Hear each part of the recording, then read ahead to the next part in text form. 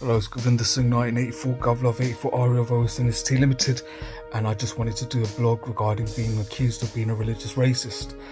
I've been accused of being a religious racist by Muslims in the south of town that I live in. When I post online, it gets around the neighbourhood, and so I just wanted to explain that if I was ever to speak about it in a court of law, if I was ever to be sued, I would defend myself against the slander of being accused of being a religious racist and stand my ground that I'm being defensive, and this is what I would say in the court of law. We have people say get over it, happened a long time ago, why are you bringing up the past? But we have history channels, we have history lessons in high school, we have documentaries such as the Time Team where archaeologists unearth fossils, artifacts. Why? Because when we unearth the past, from the dinosaur bones to the fossils to the primates to various eras in civilizations, wherever that civilization may be from on the planet, the past, the understanding of the past gives us the understanding of the current present that we are living in. And so when I see people in India, from Indian communities or in Asia, in Punjab, who speak the Punjabi language, but they have a skull cap, they have a long beard with no moustache, or women have hijabs, and they have an Islamic religion. And I look over to Arabia and I see Arabs are very different to Indians in Asia, but they have the same religion. And then I see people from Africa with different appearances who have the Islamic religion. I see people from the Middle East, I see people from Southeast Asia. They're all different in opinions, different in appearance, but they all believe they come from Adam and Eve in the 7-day theory of Genesis, but the Hebrew Torah translated into Arabic, the Quranic version. So I would wonder when I'd hear people speaking Bengali, Urdu, Hindi, Punjabi, but they religiously considering themselves Muslims, descendants of Adam and Eve, something didn't quite weigh up, something doesn't make sense. And I always wondered, why is it they have a foreign religion? And this is due to the conquest. A time came in our history where India was attacked, but before India was attacked, the Middle East was attacked first, where a Mohammedan army from Arabia started attacking the triple goddesses of Allah's idols and shrines in Arabia first, and put to death the followers of the triple goddesses of Allah. They then attacked the Council of Solomon, who had faced the temple ruins in Jerusalem with the hopes of rebuilding the third temple, Solomon's temple. They would force by rape, kidnap, torture, coercion, other civilizations that they had to model themselves on Abraham. Now Abraham is the father of Judaism, but they call him Ibrahim in Arabic. So they would say that they have to remember Abraham's example 5 times a day. Anything outside the covenant of Abraham is something to be considered lesser, an inferior human being, an inferior infidel. So when they swarmed past Mesopotamia, the Sumerian, Babylonian, Assyrian region of Mesopotamia, and then Persia, eventually it reached India. Now the religions before Islam arrived in India were Hinduism, Buddhism, Jainism, even Nastika. Even though it was a persecuted school of thought, atheism was very common in Asia and India. In Central Asia, Northeast Central Asia, you had the Taoists, the Confucians, and the Lao Tzu, and the Chinese shamanists, and the Chinese religions, and the Tengri Mongolian shamanists. But a conquest happened where India was attacked. Now, a percentage of our civilization were forcibly converted via sword, via rape, kidnap, torture, murder, and enslavement, and stolen by the Arab invaders, and then eventually the Mongolians who converted to Islam did another wave of invasions and forcibly converted Hindus, Buddhists, and Jains. Now, a percentage of those who were stolen from Hinduism and stolen from Buddhism and stolen from Jainism were raised to model themselves on the Hadiths and the Abraham example alone. And so generation after generation after generation that were born into that household have retained their Urdu languages, which is Urdu is basically Hindi spelt in the East Persian Dari alphabet, in the East Persian alphabet. They speak Bengali, they speak Hindi, but they retain these indigenous ethnic languages. But where did the Urdu come from? Where did the Bengali language come from? Where did these languages come from? They're not mentioned in the Quran, because Muhammad said that they all have to speak Arabic, but they all speak in indigenous Asian languages, because those languages are the reminiscence of the tribes and the civilizations that their ancestors were stolen and forcibly converted from. That's why they've held on to the dialects, but religiously they model themselves on the Ibrahim Arabic religion in Saudi Arabia. So those were those who were stolen from us, and then there's those who are Hindus, Buddhists and Jains to this day and identify as Dharmic religions because their ancestors went to war and fought very hard to retain our identity and our ancient Hindu, Buddhist, Jain identity, religions, customs and traditions. So the house of Dharma was split into two.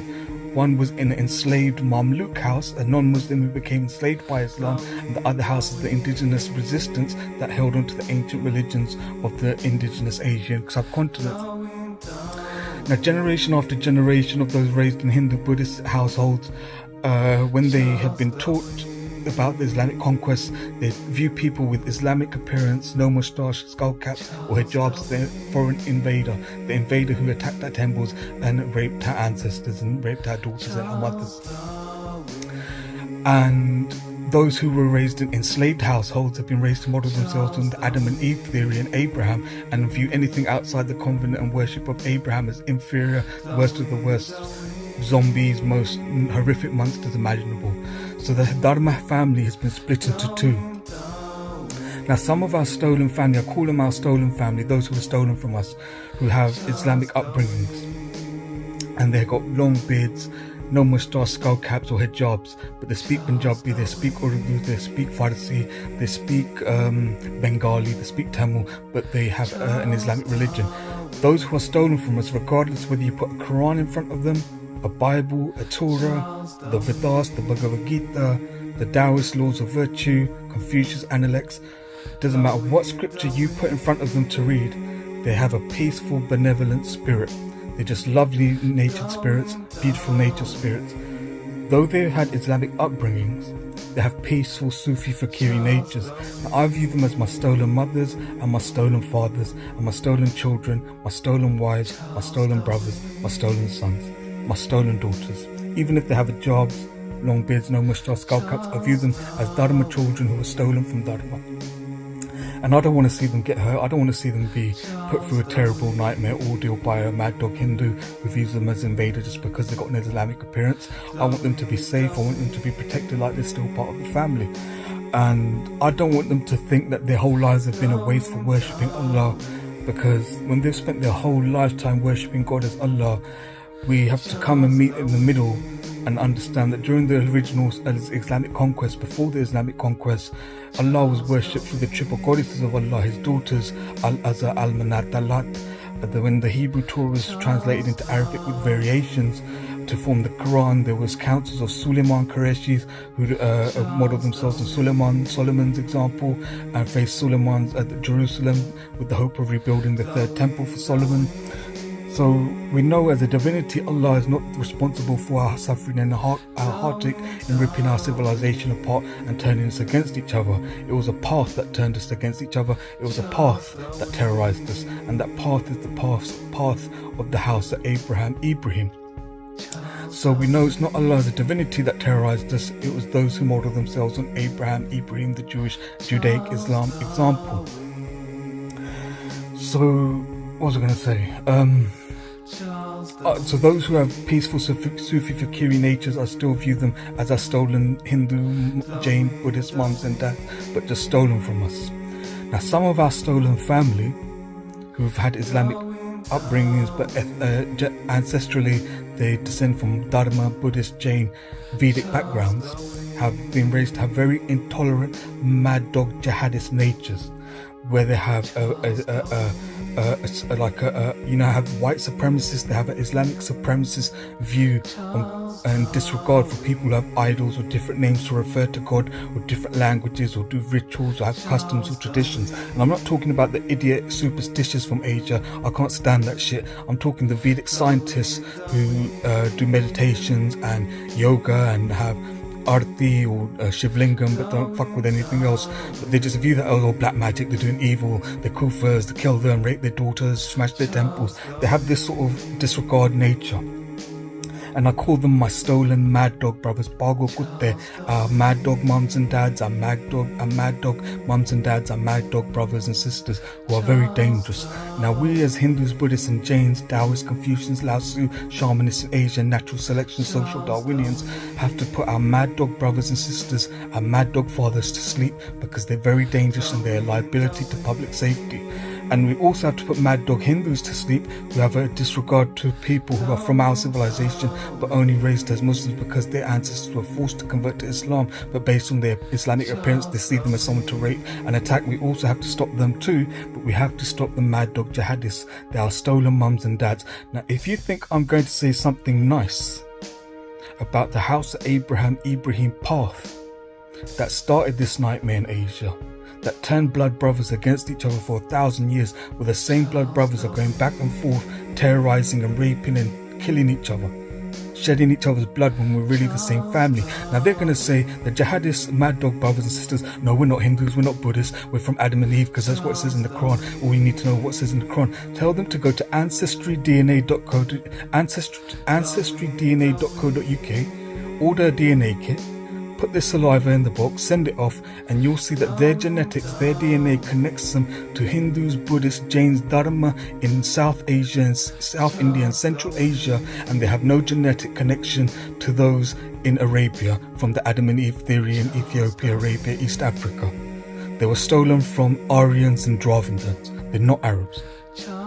And so they won't do it because they don't want the truth that they're actually all enslaved Hindus, they're enslaved Buddhists, they're enslaved Jains. And when our stolen families who've been raised as Muslims and having a dangerous and they have this jihadist upbringing, we have to put them to sleep. Now I'm going to continue what I'm saying in the next blog. Hold on.